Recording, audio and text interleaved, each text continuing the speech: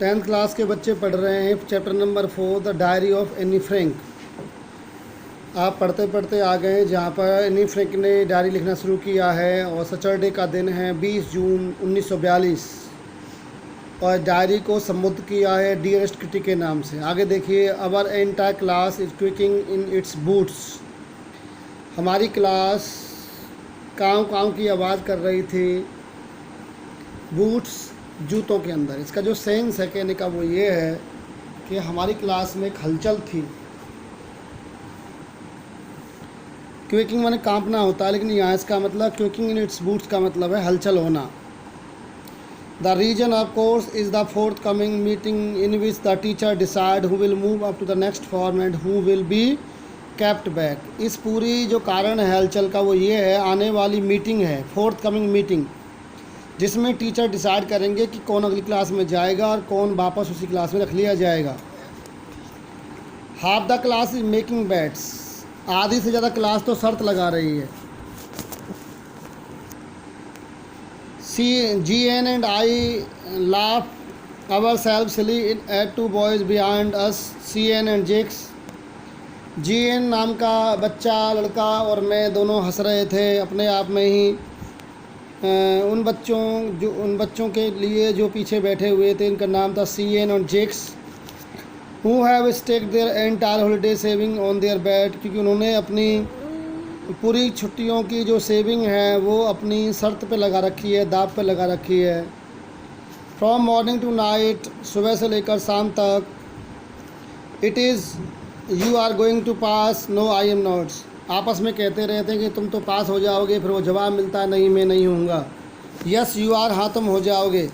No I am not, नहीं मैं नहीं हूँगा। Even these pleading glances and my angry outbursts can not calm them down. यहाँ तक कि मेरे पास में बैठे हुए जी की प्रार्थना भरी नज़रें और मेरी गुस्से भरी नज़रें भी उन दोनों को इस हलचल से शांत नहीं कर पाईं। इफ़ यू आस्क मी, यही तुम मुझसे पूछो तो, there are so many dummies, बहुत से मूर्ख हैं। That about a quarter of the class should be kept back. लगभग क्लास का चौथाई हिस्सा, 1/4 पोर्शन तो इसी क्लास में रहना चाहिए। But teachers are the most unpredictable creatures on earth. लेकिन दुनिया में या पृथ्वी पर अध्यापक सबसे ज़्यादा अनप्रडिक्टेबल होता है, यानी उसके बारे में अनुमान लगाना मुश्किल है। एनी फ्रैंक का कहने का मतलब है पता नहीं कितने बच्चों को फेल करेंगे, कितने को पास करेंगे, लेकिन एनी के हिसाब से 1/4 बच्चे फेल होने चाहिए और उसी क्लास में होने चाहिए। I am not so worried about my girl friends and my self. मैं अपनी सहेलियों के बारे में और अपने बारे में ज़्यादा चिंतित नहीं हूँ। वी विल मेक इट, हम पास हो जाएंगे। The only subject I am not sure about is maths.